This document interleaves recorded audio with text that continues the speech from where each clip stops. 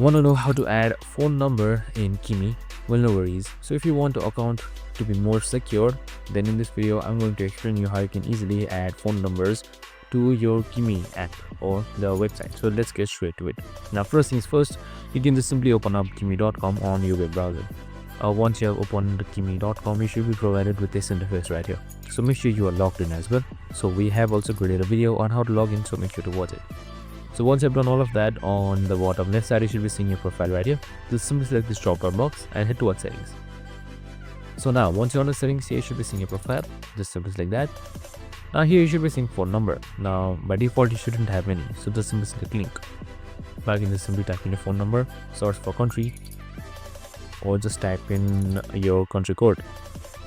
So you can just simply type in your phone number right here and then send out the verification code, and it should come up. And once your captcha is done, you should be good to go. And that's it. I hope this video helped.